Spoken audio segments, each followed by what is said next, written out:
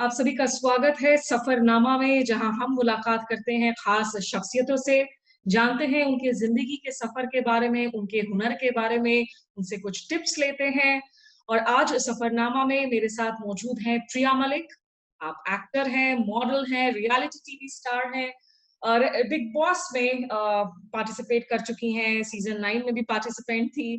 तमाम चीज़ों को लेकर बात करेंगे, लेकिन सबसे पहले प्रिया, बहुत स्वागत है आपका मेरे इस यूट्यूब स्टेशन पर। अगर शुरुआत कर थैंक यू सकूँ सो मैं मच। आप अपने मतलब अदरक वाली चाय के साथ जो है आप आज जी हाँ, आई थिंक बहुत ही अनफ़ेयर होता अगर मैं बिना चाय के यहाँ आती, क्योंकि जब हमने बात की थी, हमने चाय और कविताओं के बारे में बात की थी और आपने कहा था आप स्पेशली चाय के बारे में बात करेंगी। सो आई मेड श्योर कि मेरा कप, मेरा मग मेरे साथ हो। भई आपको देखकर अब मुझे भी ललक जाग रही है, लेकिन फिलहाल मेरा मग मेरे पास नहीं है।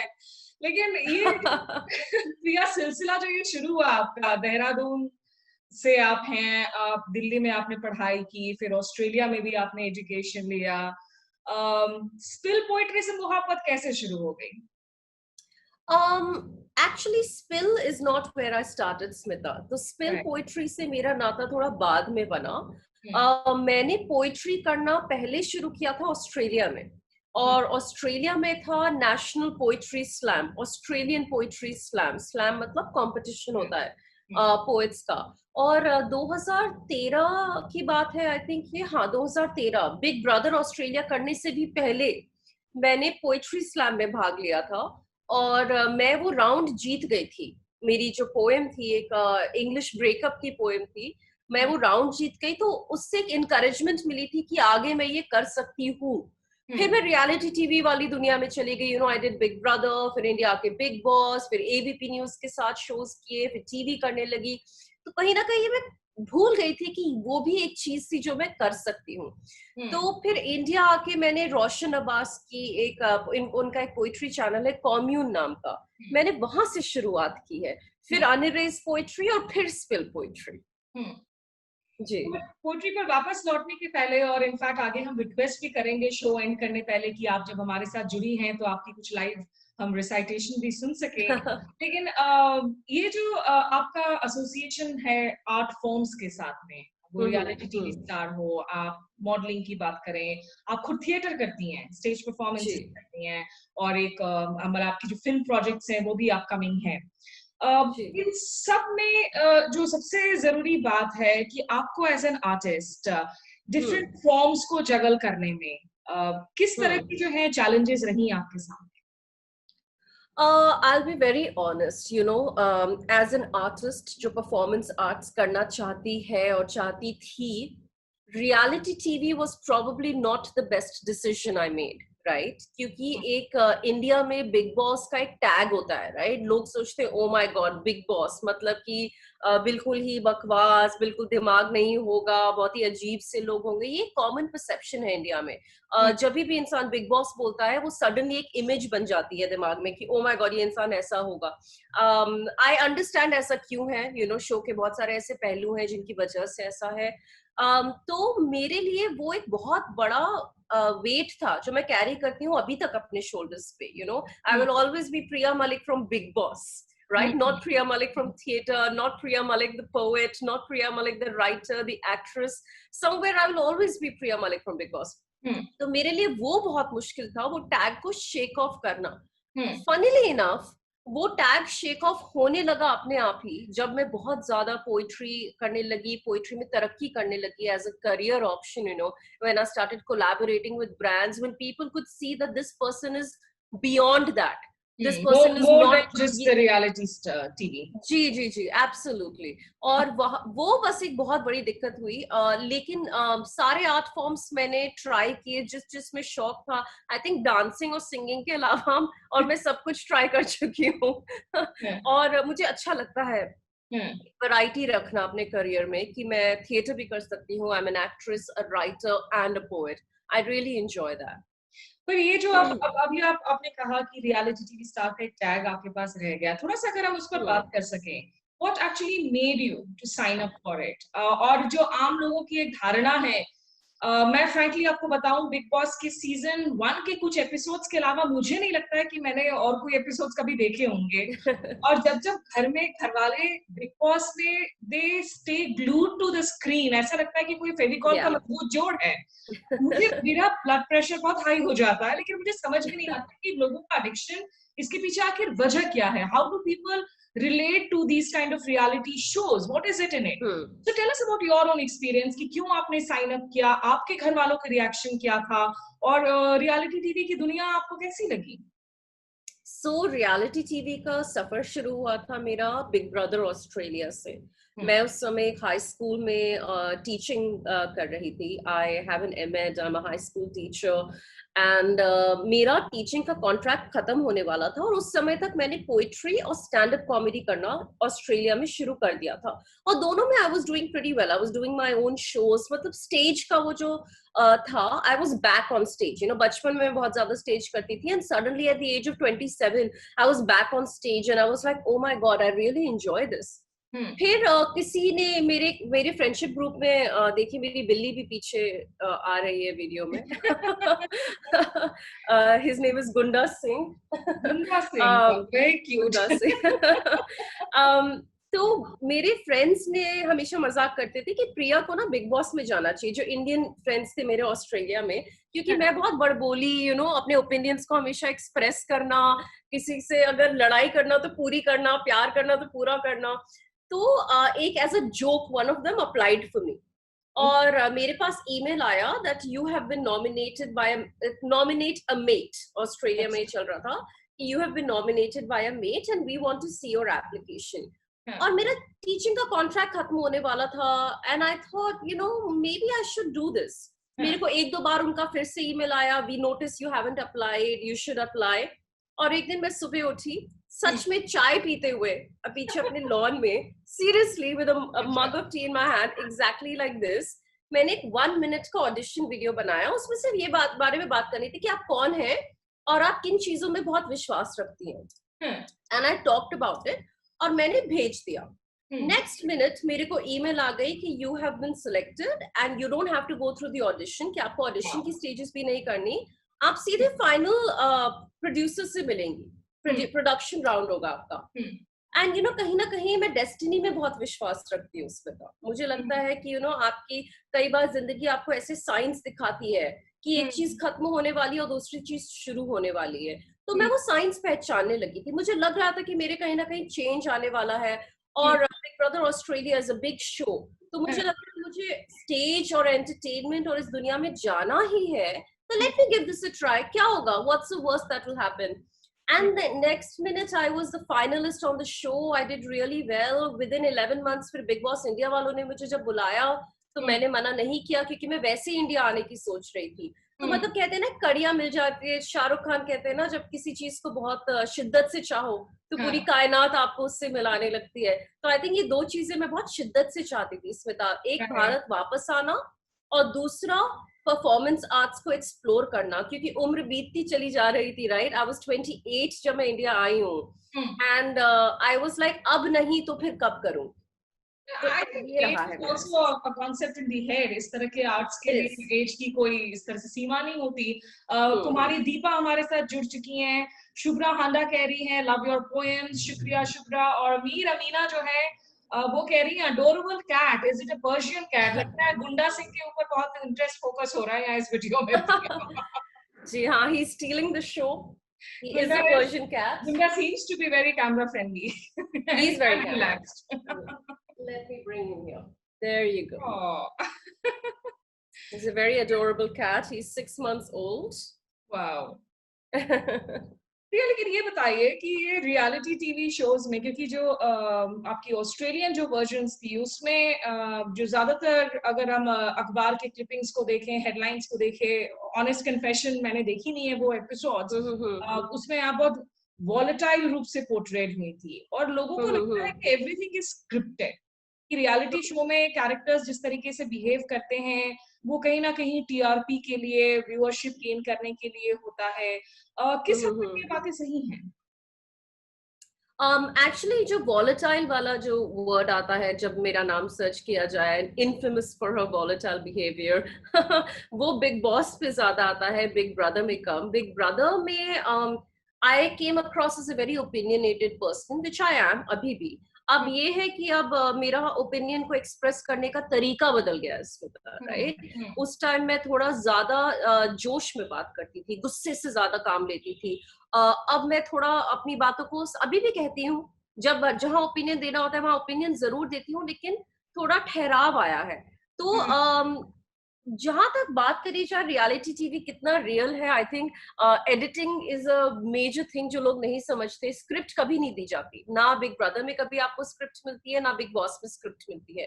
लेकिन कहीं ना कहीं एक अटेम्प्ट होता है हर किसी को एक बॉक्स में डालने का, राइट, कि ये लड़ाकू वाले लोग हैं, ये प्यार वाले लोग हैं, ये बेचारे वाले लोग हैं, ये रोमांटिक कपल वाले लोग हैं। तो एक कैरेक्टर्स दिए जाते हैं, जैसे डेली सोप में कैरेक्टर होता है ना, ये सास है, ये बहू है, ये विलेन है, ये कॉर्पोरेट है। रियलिटी टीवी भी थोड़ा वैसे ही चलता है, तो जो होता है वही दिखाते हैं, लेकिन थोड़ा कट कट के दिखाते हैं। तो आप जो कड़ी आप बना रहे होते हैं स्टोरी की, वो किसी और ने आपको बना के दिखाई होती है कहानी। तो आप किसी के कैरेक्टर को कंप्लीटली कभी भी रियलिटी टीवी के बेसिस पे जज नहीं कर सकते, बिकॉज वो दिखा रहे हैं जो वो आपको दिखाना चाहते हैं। और ऐसे हम सबके मोमेंट्स होते हैं, यू नो, जो गुस्से वाला थोड़ा इंसान होता है उसके गुस्से के मोमेंट्स ज्यादा होते हैं, तो कट में एडिट में फिर वही दिखाते हैं कि प्रिया सुबह गुस्सा हुई, प्रिया शाम को गुस्सा हुई और प्रिया गुस्से में सो गई। दोपहर को जो प्रिया ने मजाक किया सबके साथ, खाना बनाया, खाना खाया, वो एडिट में नहीं आता।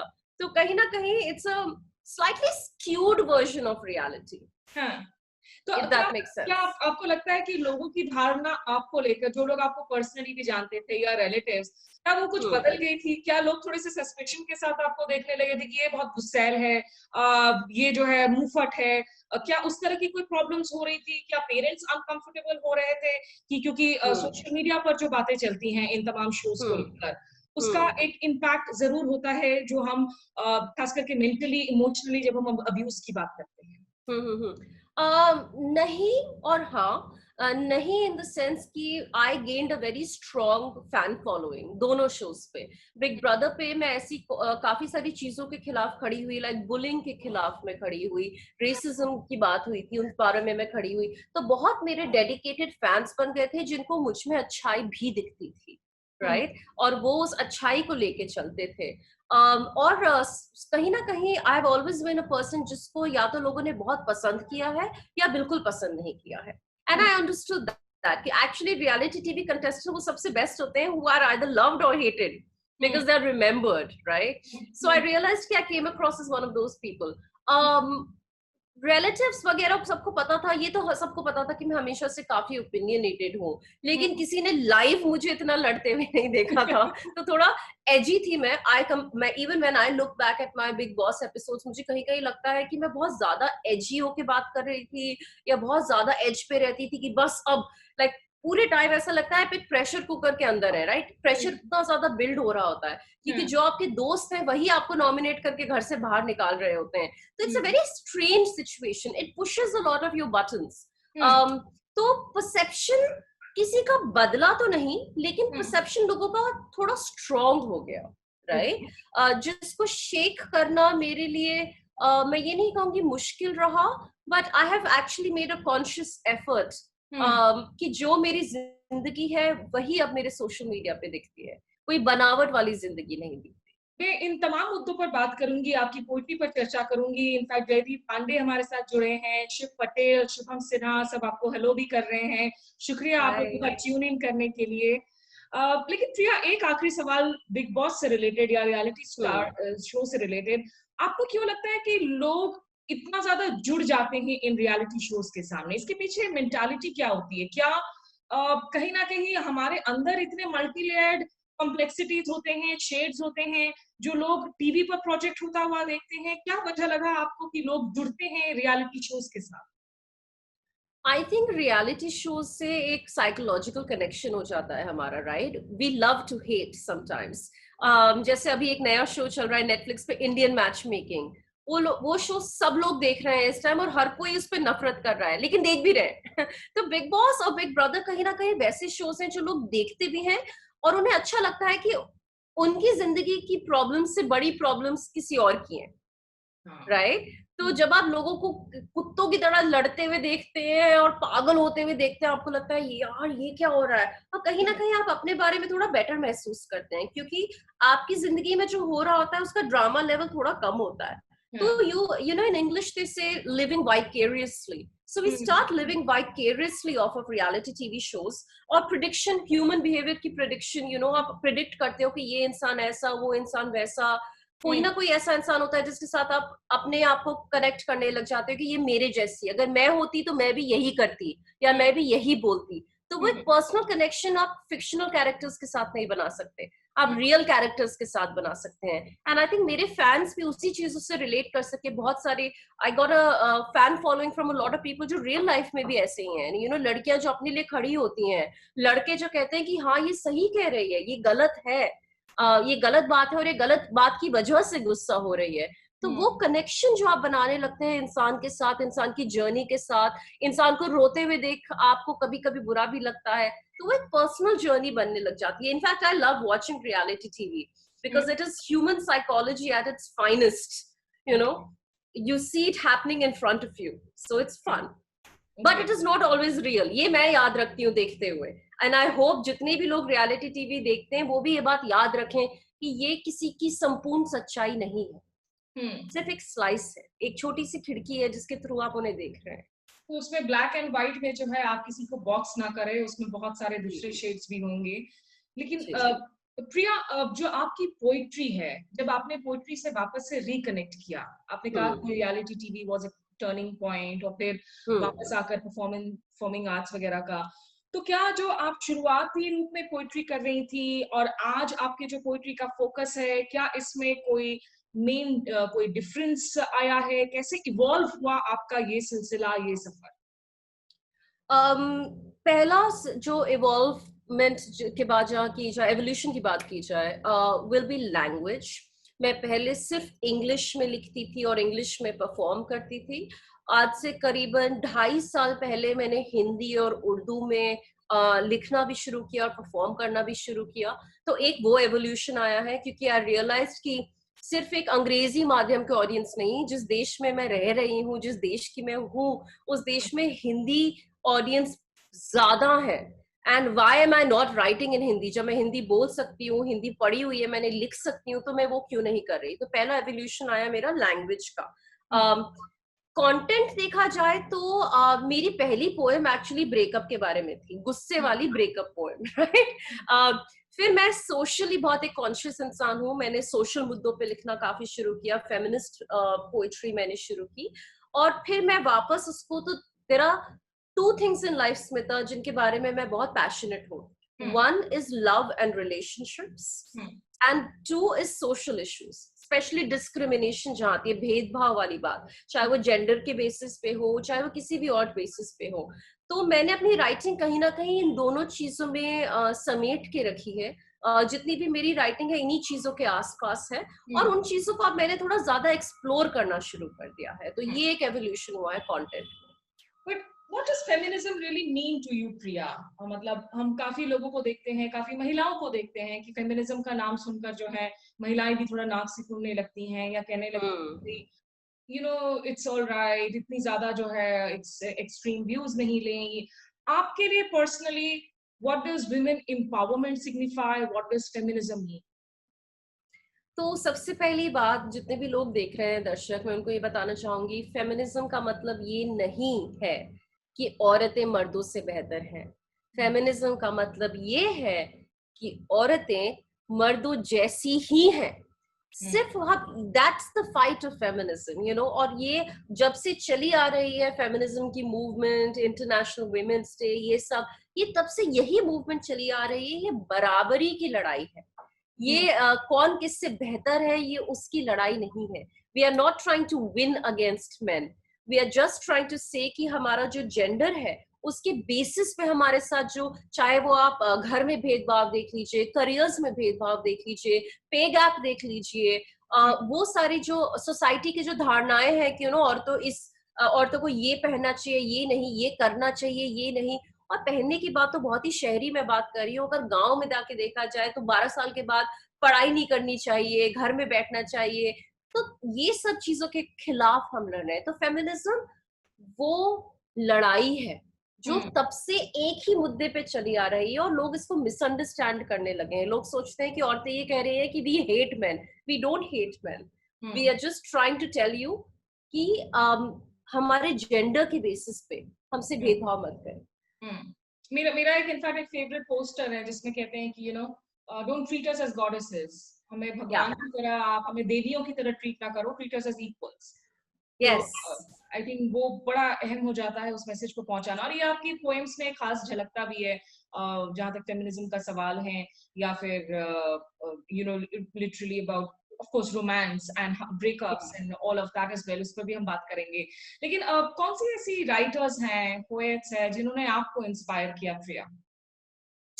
So when I started writing poetry, मैं English poets बहुत ज़्यादा पढ़ती थी, English poetry बहुत ज़्यादा पढ़ती थी। English was my favorite subject. Then I became an English teacher. So I started with people like Sylvia Plath and Emily Dickinson, Margaret Atwood. Hindi poets में उस जमाने में जब क्लासिक्स में जब मैं स्कूल में थी तो obviously I read Mahadevi Singh Verma and all of those poets as well, writers and poets as well. अब मैं अमृता प्रीतम जी की बहुत बड़ी फैन हूँ। I think she was an icon अपने जमाने में। पंजाबी पोइट्री, हिंदी पोइट्री, कहीं भी देखा जाए तो साहित्य की जहां तक बात होती है, आई थिंक वो अपने समय से बहुत आगे थी। So she's definitely one of my favorite poets as well. And then I have some poets in the spoken word poetry circuit. एक poetry है, फिर एक spoken word poetry है. Andrea Gibson, she's one of my absolute favorite poets. Sarah Kay, तो इन सब को भी मैं काफी पढ़ती हूँ और सुनती हूँ. Nayyirah Waheed, and I enjoy their poetry.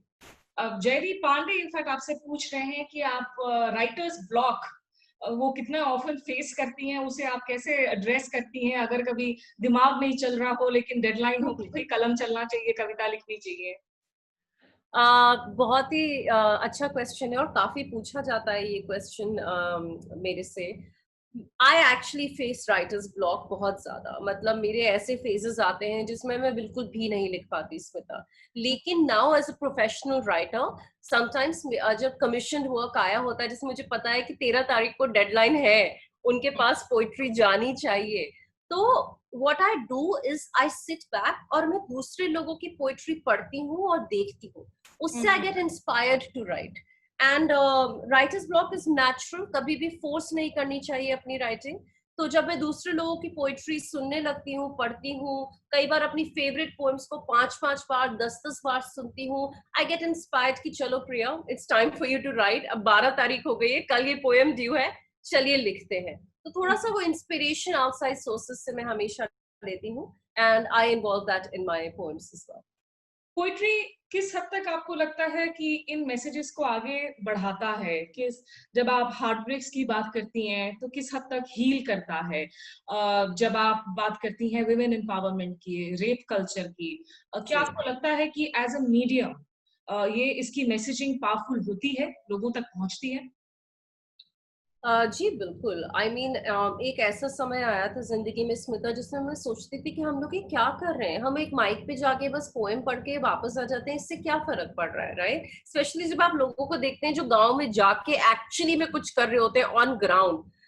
But then I realised कि ऐसे काफी लोग हैं जो घरों में बैठ के पोएम्स को देखते हैं और इनसे इंस्पायर होते हैं। I started getting a lot of messages on social media from people कि आपकी पोएम की वजह से मैं आगे बढ़ पाई, आपकी पोएम की वजह से मैं अपने हस्बैंड से बात कर पाई, आपकी पोएम की वजह से मैं अपने पेरेंट्स को अपनी सच्चाई बता पाया या बता पाई। From like different genders I keep getting these messages. और वो पढ़ के लगता है कि अगर लाख लोगों में से एक इंसान को भी आपकी पोएट्री से फर्क पड़ा है तो यानी कि आपने कुछ अच्छा किया है। So I started looking at it more objectively. जैसे एक मेरी कविता है ब्रोकन बट ब्यूटिफुल, उसको अगर आप YouTube पे देखेंगी तो उसमें सबसे जो बड़ा कमेंट है वो है कि मेरी सगाई टूट गई थी और उसके बाद मैंने अपने आप को बिल्कुल ऐसा समझ लिया था कि अब मेरी जिंदगी आगे बढ़ ही नहीं सकती। But Priya, your poem made me look at life differently. तो हम्म। उस एक पोएम से, वो 2.5 मिनट के मेरे बोलने से, अगर उस औरत की जिंदगी में इतना फर्क आया कि दैट शी मूव्ड ऑन, उसने उस हम्म। बात को सोचा कि अब ये मेरा पास्ट है, अब मैं आगे बढ़ती हूँ, तो that means it is impacting people. और अब मैं ये मानती हूँ कि words have a very huge power. You know, आप भी वर्ड्स में डील करती हैं, मैं भी वर्ड्स में डील करती हूँ। तो आई थिंक हम लोग कभी कभी इसको अंडरमाइन करने लगते हैं कि अरे हम लोग कर क्या रहे हैं, लेकिन एक्चुअली में हम बहुत कर रहे हैं। हम्म। क्योंकि वर्ड्स ही आगे जाके एक्शंस बनते हैं। बिल्कुल, तो ये वर्ड्स आपके थॉट्स को रिफ्लेक्ट करते हैं और उसके जी बाद आप किन प्रिंसिपल्स के लिए लड़ रही हैं, उसकी परछाइयाँ, उसकी जो है निश्चित रूप से उसकी रिफ्लेक्शंस हैं, जहाँ तक जी शब्दों का सवाल है। और जी जी कुमारी जी दीपा इनफैक्ट रिक्वेस्ट भी कर रही हैं कि आगे जो है आप ज़रूर उनसे आप वो कुछ सुनना चाहेंगी आपसे आपके कुछ फेवरेट लाइन्स। तो जब भी आप वो कर हमें सुनाना चाहें प्रिया विल बी वेलकम। लेकिन एक एक मैं ज़रूर आपसे ये जानना चाहूँगी कि जैसे आप रेप कल्चर पर अभी इतनी पोएम्स करती हैं और हम्म।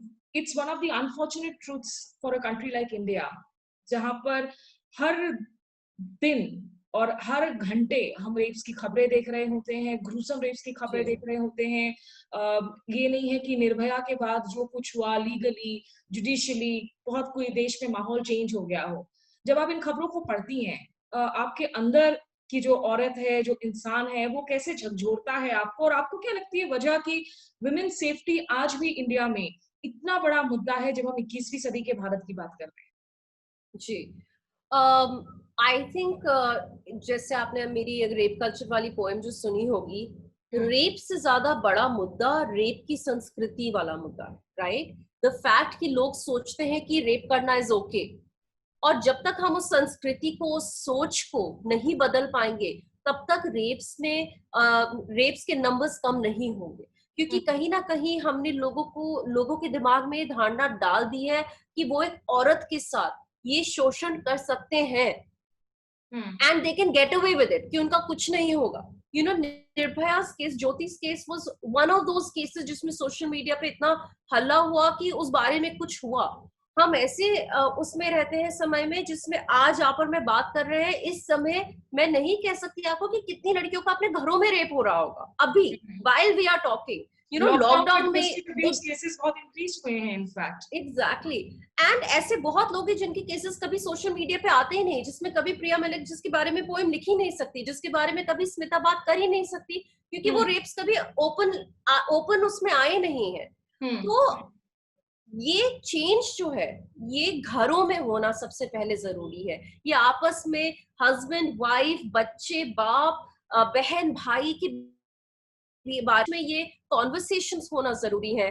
जिस तरीके से आप एक लड़की को ब्रिंग अप करते हैं और एक लड़के को ब्रिंग अप करते हैं, उसमें समानता जरूरी है, और तब जाके ये आगे बढ़ के चेंज हो पाएगा। ये किसी के पहनने ना पहनने से नहीं है, ये सब सोच से है। तो I think that's where the change needs to be first. और बहुत सारे इनफैक्ट मैं लोग जी जी जी, बताइए। मैं कह रही बहुत सारे लोग बुरा मान जाते हैं जब इन बारे में हम बात करते हैं। वो कहते हैं ऐसा तो नहीं है, ऐसा तो नहीं होता। जो जूता पहनता है उसी को पता है कि जूता कहाँ काटता है, और हम्म। आप और मैं ये औरत होने का जूता पहने हुए हैं, हम जानते हैं ये कहाँ काटता है। हम भी डरते हैं जब हम किसी सड़क से गुजर रहे होते हैं जहाँ पे कोई और इंसान नहीं होता। हम दोनों भी करते हैं यार, so called well educated empowered women. लेकिन आज भी अगर मैं किसी अंधेरी गली से गुजर रही होती हूँ, मैं क्यों डरती हूँ? आप बताइए, मैं क्यों डरती हूँ? ये डर किसने मेरे अंदर डाला? ये डर मेरे अंदर हमारे समाज ने डाला है। और जब तक समाज वो चेंज नहीं करेगा, तब तक मेरे पहनने ना पहनने, सोच से, साड़ी से, मिनी स्कर्ट से घंटा फर्क नहीं पड़ेगा।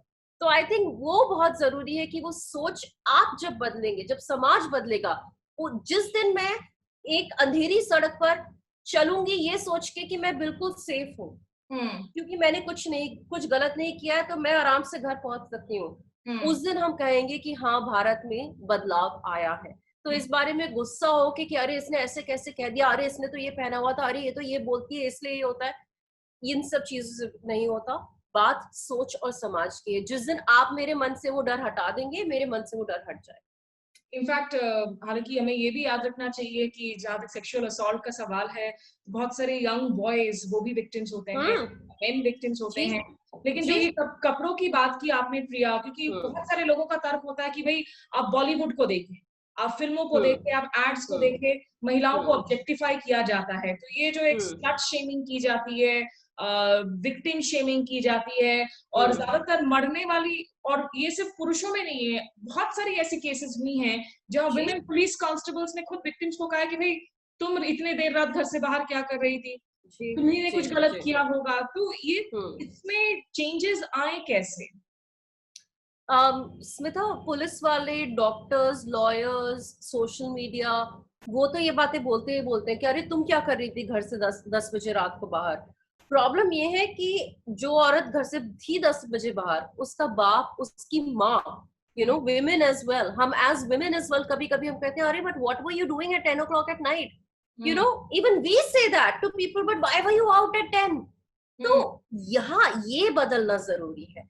वो लोग तो बहुत दूर के हैं, राइट? पुलिस वाले, लॉयर्स, सोशल मीडिया पे स्ट्रेंजर्स, जब हम फ्रेंड्स होके, घर वाले होके, मैं किसी, अगर मेरी बहन अगर मेरे को बोले मैं रात के 11 बजे घूम रही थी और मेरे साथ ये हो गया, अगर मेरे मुंह से सबसे पहला सवाल ये होगा कि यार तू 11 बजे क्या कर रही थी, तो हम्म यानी कि गलत मैं हूं।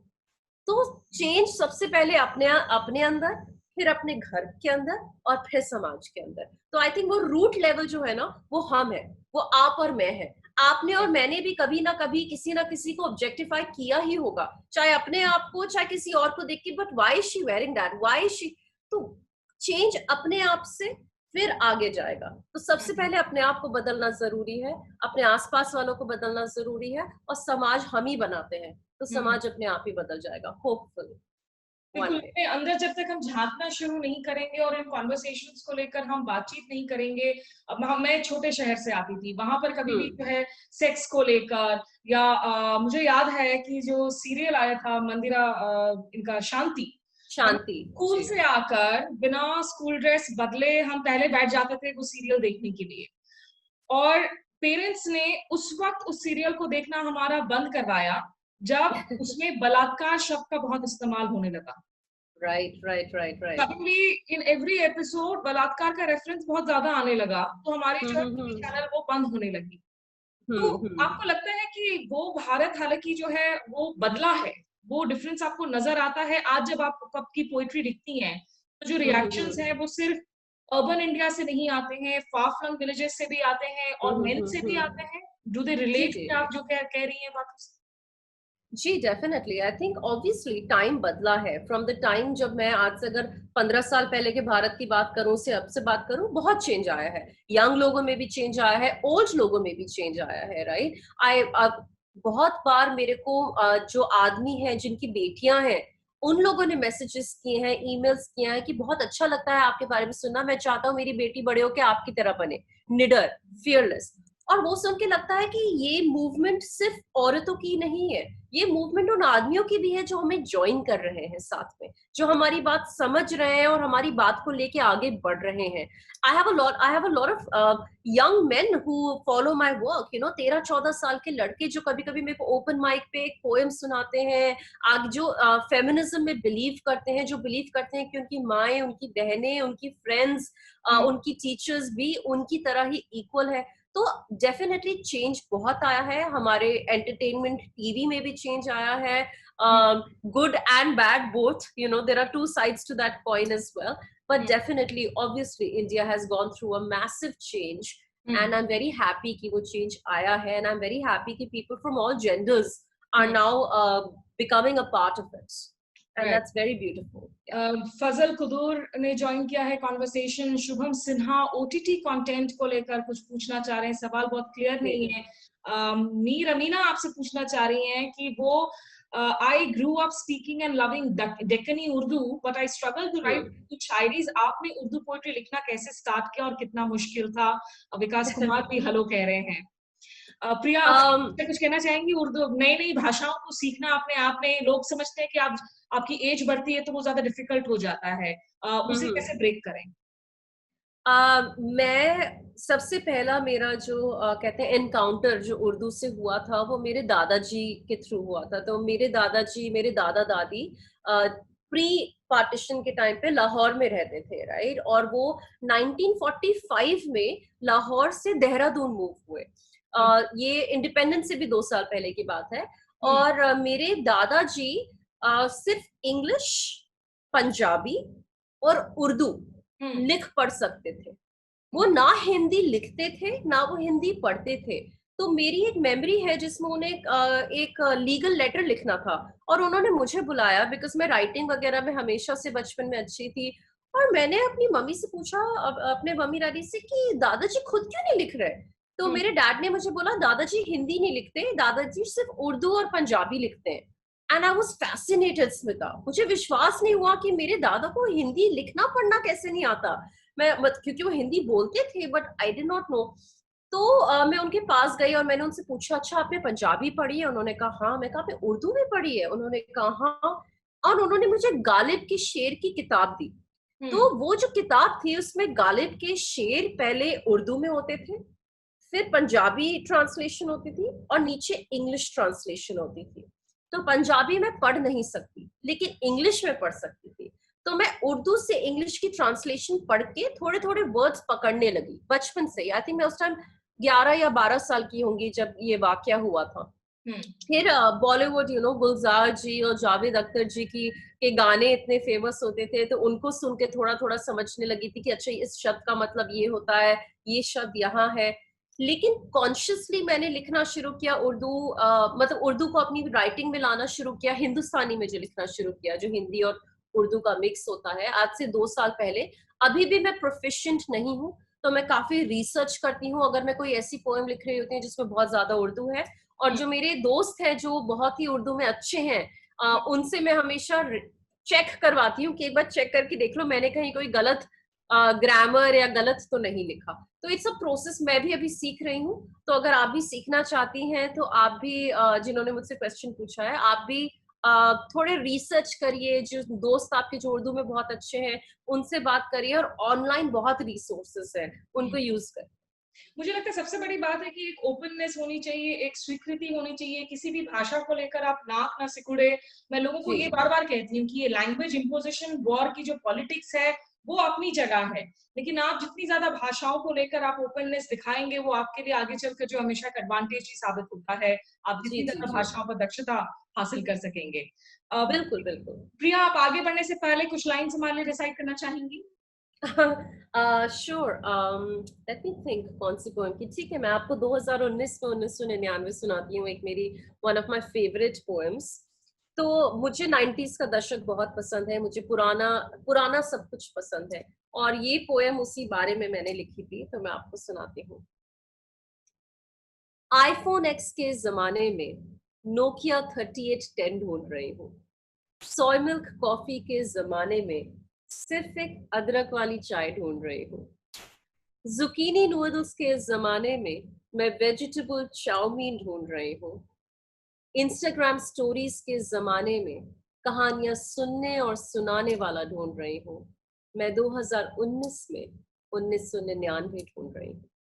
जिसे नेटफ्लिक्स का क्रेज ना होकर श्रीमान श्रीमती का चस्का, जो फैट फ्री आमंड बटर ना होकर फ्रेश पाव पे लगा मस्का हो, जो सिर्फ कीटो डाइट में ही नहीं रोटी दाल चावल में भी विश्वास रखता हो, जो सिर्फ अरमानी और गुची में नहीं सादे कपड़ों में भी खास लगता हो, जिसे मेरी स्वतंत्रता पे काबू नहीं मेरे दिल में जगह बनानी हो, जिसे सिर्फ हवाए नफ्स की परवाह नहीं मेरी खैरोएफियत की बेचैनी हो, जिसे ना डर लगे मेरी साड़ी से ना खौफ हो मेरे मिनी स्कर्ट का, जो सिर्फ वाकिफ ही नहीं लेकिन अकीदा भी हो मेरी फेमिनिज्म की सभी दलीलों का, जिसे ना मेरी कमिटमेंट से डर लगे ना स्पेस मांगने की जरूरत पड़े, जिसे कुर्ब की तशनगी हो, जो मोहब्बत को शिद्दत से करे। नो स्ट्रिंग्स अटैच्ड की इस दुनिया में रगबत का कालीन बुनने वाला ढूंढ रही हूँ। माई प्लेस और योर प्लेस की इस दुनिया में अपने नशे मन को मेरे आगोश में ढूंढने वाला ढूंढ रही हूँ। मैं 2019 में 1999 ढूंढ रही हूँ। मैं 2019 में 1999 ढूंढ रही हूँ। ब्यूटीफुल। आई थिंक हमारे सारे ऑडियंस के बिहाफ पर जो है, it's please consider this a loud round of applause. लेकिन प्रिया, ये बताइए कि 2020 में महामारी के इस दौर में अब आप क्या ढूंढ रही हैं? एक्चुअली 2020 में भी 1999 ढूंढ रही हूँ, क्योंकि काफी सुकून का टाइम था।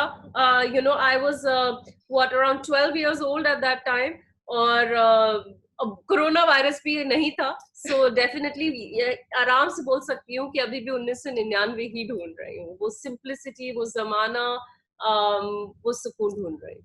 लेकिन कोरोना वायरस का अब जो, क्योंकि कोई ऐसा सेगमेंट नहीं है, सेक्टर नहीं है जो अछूता है प्रिया, और अब खास हम्म। करके जब आप स्टेज प्रोडक्शन की बात करेंगी, आपकी फिल्म प्रोजेक्ट शीरमाल, जी। इन तमाम चीजों शीर पर, कोरमा। शीर कोरमा माफ कीजिएगा, हम्म। उस एक तो शीर कोरमा के बारे थोड़ा बताएं भी हमारे दर्शकों को, और कोविड के चलते खुद आपकी पर्सनल जिंदगी, प्रोफेशनल जिंदगी पर सबसे बड़ा असर क्या पड़ा आपको लगता है?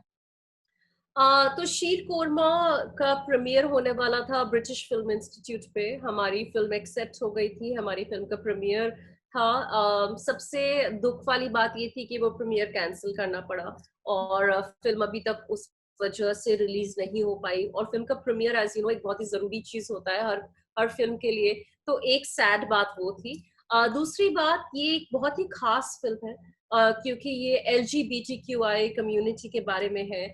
जो वो लोग भेदभाव महसूस करते हैं अपने परिवार वालों से, समाज से, ये उस बारे में एक कहानी है। इसमें स्वरा भास्कर और दिव्या दत्ता एक कपल का रोल प्ले कर रही हैं, हम्म। एंड शबाना आजमी जी मेरी सास का रोल प्ले कर रही हैं। तो मैंने एक बहुत ही छोटा किरदार निभाया है, लेकिन एक महत्वपूर्ण फिल्म है ये, और इस वजह से ही मैंने इस फिल्म को हाँ किया, क्योंकि मैं चाहती थी कि मैं जो भी काम करूं, आपने मेरी लव पोएट्री में भी सुना होगा, मैं कहीं ना कहीं एक सोशल एस्पेक्ट लेके आने की हमेशा हमेशा कोशिश करती हूँ। तो वो मैंने अपनी एक्टिंग में भी रखा है, अपनी पोएट्री में भी रखा है, और इंशाल्लाह वो हमेशा आगे भी मैं रखूंगी। हम्म। कोविड-19 से क्या फर्क पड़ा है जिंदगी में, आपको मैं सच बताऊं तो जब पहले लॉकडाउन अनाउंस हुआ था, मैं बहुत खुश थी। मैंने कहा चलो ठीक है, थोड़ा आराम मिलेगा, घर पे थोड़ा टाइम, मेरे को घर पे रहना बहुत पसंद है, मुझे खाना बनाना बहुत पसंद है। तो मुझे हम्म। लगा चलो, एक दो शूट कैंसिल हुए, मैंने कहा कोई बात नहीं, मैं घर पे थोड़ा रिलैक्स करूंगी। लेकिन जब लॉकडाउन एक्सटेंड होता रहा, होता रहा, होता रहा, होता रहा, तो हम्म। कहीं ना कहीं लगने लगा कि अब क्या, इसके आगे क्या, right? Hmm. And shoots cancel हुए, थोड़ा बहुत काम गया, लेकिन मेरा काफी सारा काम डिजिटल भी हो गया स्मिता, इस मामले में मैं काफी लकी रही। और इस वजह से मैंने मेक श्योर किया कि जो लोग मेरे साथ जुड़े हुए थे, जैसे कि जो लड़की मेरे बाल बनाती थी, मेरी हेयर स्टाइलिस्ट, मेरी मेकअप आर्टिस्ट, मेरे स्पॉट दादा, हम्म। क्योंकि मेरा करियर इतना ज्यादा अफेक्ट नहीं हुआ, तो मैंने मेक श्योर किया कि मैं उनकी मदद जरूर करूं इस वक्त में, इन हालातों में, क्योंकि उनके पास अभी काम नहीं था। तो हम्म। मेरे को समझ में आया कि मेरा तो काम चल रहा है इंस्टाग्राम पे और यूट्यूब पे, क्योंकि मैं घर से कर सकती हूँ ये चीजें। लेकिन वो लोग जो जिनका काम इम्पैक्ट हुआ है, उनको मैंने याद रखा इस दौरान। और आप लोग भी अगर देख रहे हैं तो जिसकी जहां मदद कर सकते हैं, अगर आपका करियर ठीक चल रहा है जैसा कि मेरा चला, थैंकफुली भगवान की दया से मेरा सही चला, तो मैंने मेक श्योर किया कि जिनका सही नहीं चल रहा है, उनकी मैं जितनी थोड़ी बहुत मदद कर सकती हूँ वो मैंने जरूर। वेरी ब्यूटीफुल थॉट, और एक very noble and important thought कि भाई आप कोविड में ऐसा नहीं है कि सिर्फ अपनी बारे में सोचें, एक पूरा का पूरा इकोसिस्टम है, जहां जी तक हो जी। सके आप उसे सपोर्ट करें। लेकिन प्रिया, आपको लगता है कि आने वाले दिनों में जो है कितना मुश्किल होगा वापस से, कुछ कुछ जगह पर जो है फिल्म शूटिंग्स वगैरह के ओपन अप होने की बातें हो रही जी हैं, जी। शायद कुछ OTT प्रोडक्शन, कुछ सीरियल्स वगैरह वापस से रिज्यूम हो सके, लेकिन कितना कुछ बदल जाएगा अब कोविड के इस दौर में? काफी सुनने में आया है कि स्पेशली बॉम्बे में, फिल्म सिटी में काफी टीवी के शूट्स शुरू हो चुके हैं। हम्म। और बहुत डर लगता है ये सुन के कि वो शूट्स शुरू हो चुके हैं, क्योंकि काफी एक्टर्स का भी सुनने में आ रहा है कि उन्हें कोरोना होता जा रहा है या हो रहा है। मेरे हम्म। भी जो एक दो प्रोजेक्ट्स थे जो शेल्फ हुए थे, बातचीत चल रही है कि वो सितंबर अक्टूबर में शुरू हो जाएंगे। लेकिन कहीं ना कहीं as an actor, as an artist, आपके दिमाग में वो डर है कि उस टाइम तक भी क्या कोरोना होगा हमारी जिंदगी में या नहीं होगा। तो it's a very tough thing situation Smita. मैं समझ सकती हूँ कि ये सब शुरू क्यों हुआ है, क्योंकि सबके हम्म। घर नहीं चल रहे थे, राइट? जैसा मैंने अभी आपको एग्जांपल दिया स्पॉट बॉयज के, मेकअप आर्टिस्ट के, प्रोड्यूसर्स के, डायरेक्टर्स के, और स्पेशली छोटे स्केल के लोग हैं उनके लिए तो डेफिनेटली काम बिल्कुल नहीं चल रहा था। तो मैं समझ सकती हूँ कि काम क्यों शुरू हुआ है, लेकिन एहतियात बरतना बहुत जरूरी है। आई थिंक हम अपने आप को, अपने देश को और देशों से कंपेयर नहीं कर सकते। हम दूसरे देशों को क्योंकि हमारी जो पॉपुलेशन है वो इतनी ज्यादा है, लोगों की प्रॉब्लम इतनी होती है, हमारी प्रॉब्लम इतनी है, राइट। तो as a country I think हम लोग बहुत ही एक मुश्किल दौर से जूझ रहे हैं, और जितना कर सकते हैं उतना इंडिविजुअल तौर पे हमें करना चाहिए टू मेक श्योर कि हम सैनिटेशन फॉलो कर रहे हो, हम वो हाइजीन प्रैक्टिसेस फॉलो कर रहे हो जो सेट पे करना मुश्किल है। मैं नहीं जानती मैं सेट से अभी कितने महीने और दूर रह सकती हूँ, लेकिन जितना दूर रह पाऊंगी उतना दूर उतनी कोशिश कर रही हूँ। मैंने 1-2 शूट्स घर से किए हैं, घर पे ही कैमरा मंगा के घर से ही अपने आप किए हैं, और अभी कोशिश यही है कि वही करना कंटिन्यू करूं। शायद यही वजह है कि एक ऑडियंस जो हमारी व्यूअर है शुभ्रा हांडा, जो मैंने आपको पहले पूछा था कि 2020 में आप क्या ढूंढ रही हैं, तो वो कहती हैं कि ट्रीटमेंट और वैक्सीन। और उनका कहना है Priya you are great, your thoughts are good. Priya, एक आपसे जरूर मैं पूछना चाहूंगी कि जहाँ तक पोइट्री का सवाल है, क्योंकि आप बहुत सारे वर्कशॉप्स भी कंडक्ट करती हैं, क्या ये एक नेचुरल फ्लेयर होना जरूरी है, या एक आर्ट के तौर पर, जैसे आप लोग ड्राइविंग सीखते हैं, स्विमिंग सीखते हैं, वैसे ही पोइट्री लिखना भी लोग खुद से जो है सीख सकते हैं? I think it is a bit of both Smita. कहीं ना कहीं आपको एक इंटरेस्ट तो होना चाहिए, राइट। आपको कहीं ना कहीं कविता से एक प्यार होना चाहिए, चाह होनी चाहिए, और आप अगर चाह से शुरू करेंगे तो आप आगे कितना बढ़ सकते हैं ये मैं नहीं कह सकती, लेकिन मैं आपको टूल्स दे सकती हूँ बढ़ने के लिए। मैं आपको सिखा सकती हूँ कि कविता लिखते कैसे हैं, कविता परफॉर्म कैसे करते हैं, कैसी कविताएं आजकल चल रही हैं, कैसी कविताएं आप लिख सकते हैं, आप अपने अंदर थोड़ी सोल सर्चिंग कर सकते हैं। तो एक चाह होना जरूरी है। आगे जो टैलेंट है वो बिल्डअप हो सकता है, लेकिन चाह बहुत जरूरी है। मैंने जिंदगी में ऐसी बहुत सारी चीजें लर्न करने की कोशिश की जिनकी मेरे अंदर चाह थी, मेरे अंदर टैलेंट नहीं था। For example dancing, I have never been a good dancer, लेकिन मुझे बहुत अच्छा लगा कि मैंने भरतनाट्यम करना शुरू किया था, कि एक टीचर ने मुझे एक्सेप्ट किया कि हाँ आओ मैं तुम्हें सिखाती हूँ कैसे करते हैं। तो कहीं ना कहीं चाह जरूरी है। बाकी चीजें आप बाद में एक्सप्लोर कर सकते हैं, सीख सकते हैं। राइट।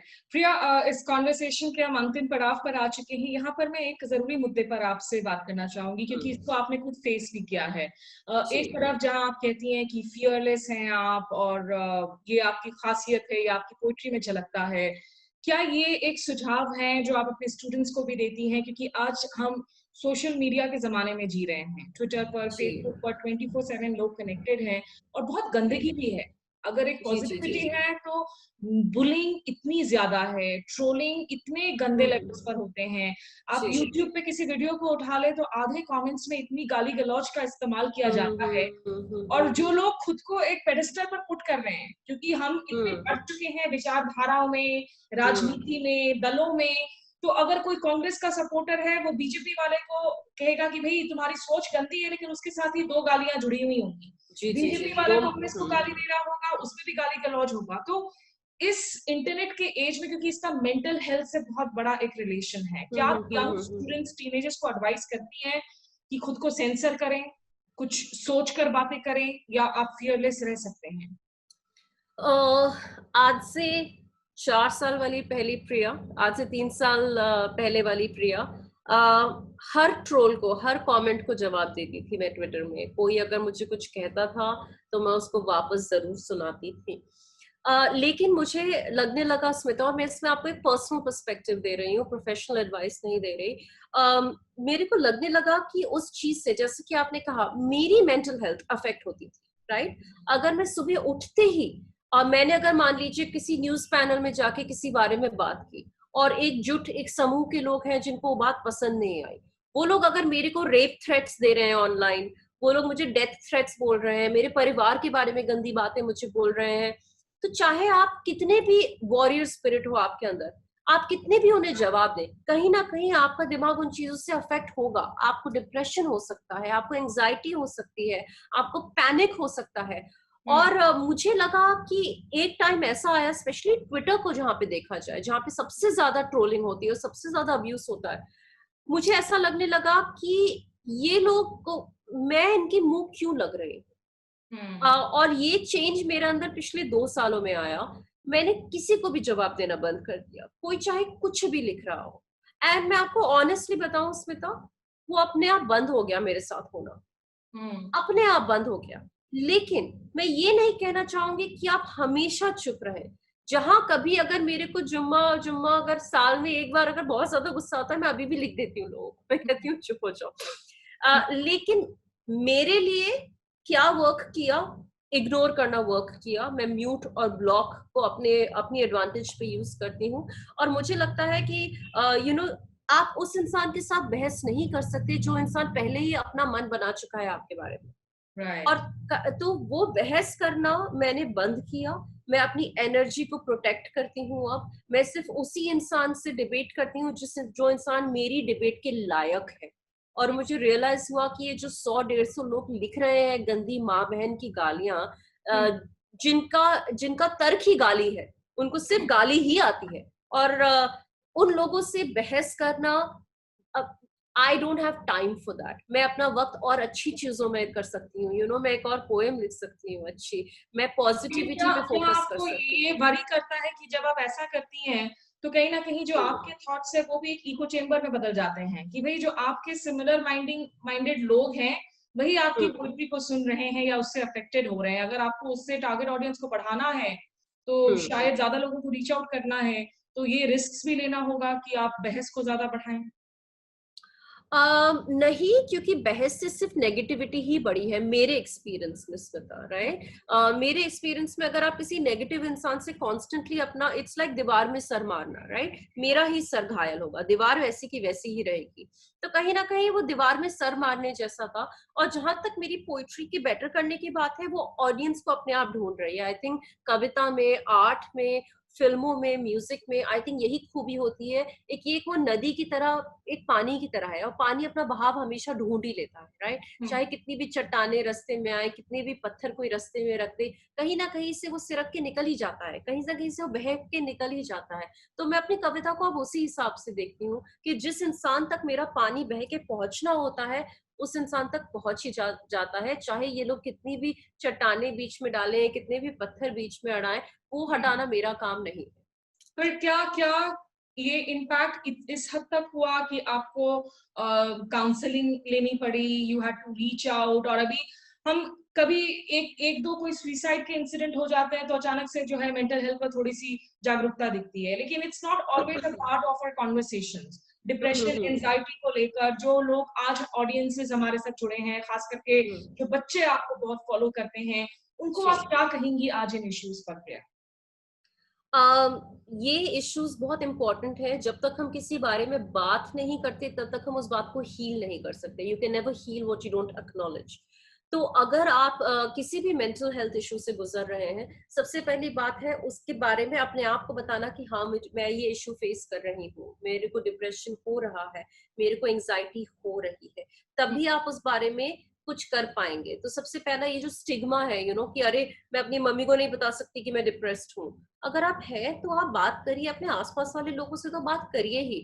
मेरे को मैंने कभी प्रोफेशनल हेल्प अभी तक तो सीख नहीं की है, लेकिन मेरी काफी जानने वाले लोग हैं, मेरे क्लोज सर्कल में लोग हैं जो थेरेपी ले रहे हैं, और उनको उससे काफी फायदा भी हो रहा है, काफी काफी बेनिफिट भी हो रहा है। अगर मेरे को कभी जरूरत पड़ी, जरूरत लगी कि मैं किसी प्रोफेशनल से जाके मिलूं, तो इस बारे में मुझे बिल्कुल भी शर्म महसूस नहीं होगी उस प्रोफेशनल से मिलने में, बात करने में। मेरे लिए मेंटल हेल्थ में जो काम करती हैं चीजें, I love reading, I love music. मुझे कभी कभी अगर मेरे भी बुरे दिन आते हैं, right, I sometimes wake up really sad, really feeling a lot of anxiety. तो मैं अब उन चीजों से कोप करना सीख गई हूँ। मैं फॉर इंस्टेंस मैं यूजुअली लिखती भी तभी हूँ जब मेरे को बहुत ज्यादा एंजाइटी हो रही होती है, क्योंकि कहीं ना कहीं वो मुझे काम डाउन करता है। तो हम्म। मेरी एक 2-3 ऐसे मूल मंत्र मेरे को मिल गए हैं अपनी जिंदगी में, जिन्होंने मुझे बचाया है और मुझे खुश रखा हुआ है। एंड आई होप कि ऐसे ही कंटिन्यू रहे। और प्रिया के जितने भी शोज हैं उनमें मुझे लगता है वो अनवर्ड is connected a lot, unerased, uncensored, अब अनसीन देखने को मिल रहा है आपके साथ में। इसके जी। पीछे क्या वजह है प्रिया? I've always believed in unlearning, Smita. I think हम लोग स्पेशली हम लड़कियां, हमें वी आर ग्रोन अप, हमें हर कोई सब कुछ सिखाता रहता है, ऐसे करो, ऐसे पहनो, ऐसे बात करो, ऐसे बात मत करो। तो कहीं ना कहीं वो लर्निंग के साथ साथ मैंने बहुत कुछ अनलर्न किया है, बचपन से ही मैं अनलर्न करती आई हूँ। तो बड़ा सही है ये चीज जो मेरे साथ जुड़ी है, और अब यही मेरा अन्न भी बन गई है। इसी से मैं अपना अन्न भी कमाती हूँ, अपना दाना पानी, अपना अन्न। तो अच्छा है, very good observation. Maybe I should start a show called Unpriya. I know. No, please continue to be the Priya that we know of. Finally, Priya, तो अब अन्न की भी बात कर दी, शीर कोरमा का भी हमें इंतजार रहेगा, और आपने कहा कि आप कुक भी हैं। मैंने आपका एक इंस्टा पोस्ट भी देखा था कि लॉकडाउन के दौरान किस तरह से लोग अपने लोगों को हेल्प कर सकते हैं। आपके पड़ोस की आंटी के लिए आप खाना जो है बड़े शौक से, प्यार से आप बना रही थी। तो प्रिया की कुकिंग स्पेशलिटी कौन सी है? मेरे को इंडियन खाना बनाना और खाना दोनों बहुत पसंद है। मैं और कोई भी क्विजीन नहीं बनाती। मैं इंडियन खाने में आप कुछ भी बोले, कोई भी आप सब्जी बोले, कोई भी दाल बोले, चिकन मटन बोले, कोई भी डिश बोले, मैं बनाती हूँ। And I love to experiment with my cooking, Smita. तो मैं अलग अलग क्विजीन्स बनाती हूँ। अभी थोड़े दिन पहले मैंने गढ़वाली चिकन बनाया था, जो कि बहुत कम लोगों ने सुना होगा, लेकिन अगर आपने कभी नहीं टेस्ट किया है तो रेसिपी ढूंढिए ऑनलाइन और बनाइए, और बहुत ही उम्दा बना। तो मेरे मटन और चिकन की डिशेस तो बहुत अच्छी बनती हैं, लेकिन उनके अलावा मैं अरहर की दाल बहुत अच्छी बनाती हूँ। मेरी दाल का तड़का काफी फेमस है मेरे फ्रेंडशिप ग्रुप में। चलिए, तो मुझे भी इंतजार रहेगा कि ये लॉकडाउन के हालात थोड़े बदले तो मैं कब मुंबई आकर जो है प्रिया की पोएट्री सुन सकूं, उनकी अदरक वाली चाय पी सकूं, और उनके जो है गढ़वाली चिकन का लुत्फ उठा सकूं। जी बिल्कुल बिल्कुल, इंतजार रहेगा आपका स्मिता। बहुत समय हो गया आपसे मिले हुए। आई नो, बहुत मजा आया आपसे ढेर सारी बातें कर कर। और हमारे जो भी ऑडियंस आज हमारे साथ जुड़े हैं, जिन लोगों ने अप्रिशिएट किया, जिन्हें लगता है इस कॉन्वर्सेशन से कुछ सीखने को मिला, आप सभी का बहुत शुक्रिया मेरे इस YouTube station Smita Sharma journalist पर हमारे साथ जुड़ने के लिए। सत्य हिंदी के और वीडियोस को देखने के लिए हमारे YouTube चैनल को सब्सक्राइब करें और सीधे नोटिफिकेशन पाने के लिए बेल आइकन दबाएं।